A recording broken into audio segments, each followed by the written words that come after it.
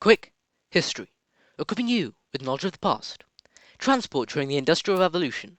Envision you're a rich businessman in the 1750s, acquired revenue from the Industrial Revolution's commencement opportunities, and thus you're commuting between your principal factories in London and Edinburgh.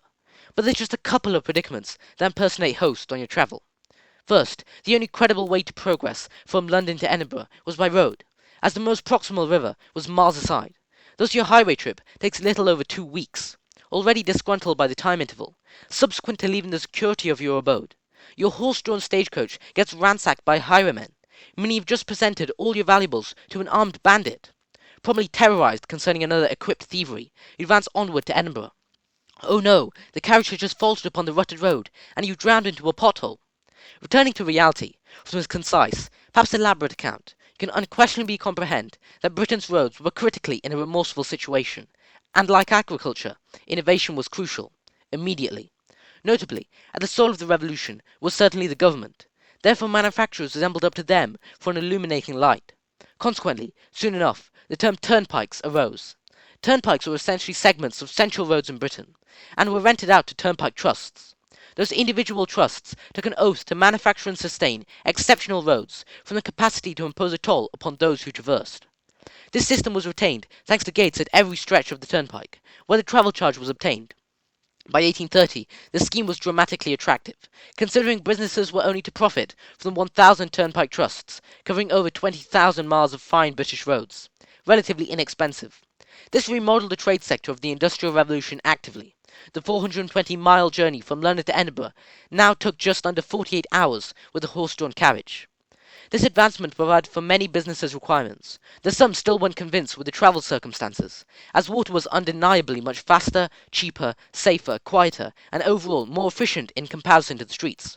Consequently, the development for an inland waterway commenced in 1780, even before the peak of the turnpikes, thanks to Duke of Bridgewater's acquired fortune to employ engineer James Brindley.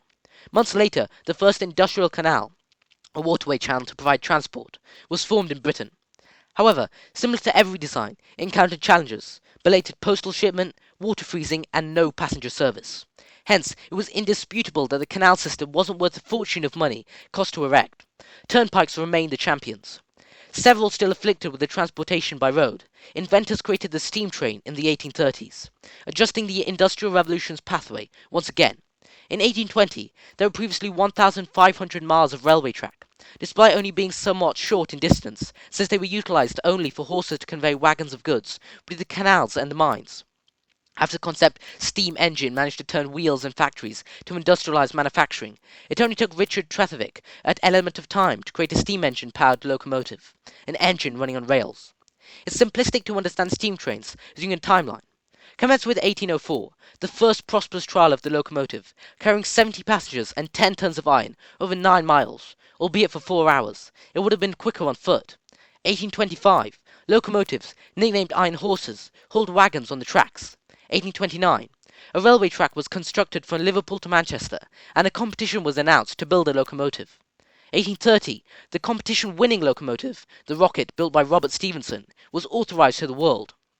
1831, 1,200 passengers were carried between Liverpool and Manchester, and supplementary locomotives carried coal, timber, cattle, and much more, all in the space of a day. In conclusion, there were many impacts transportation had upon the society of British development, the foremost being railway, which became the primary front of transport. The stagecoach and the canals couldn't contend with the speed or price of the locomotives, eventually prompting their downfall.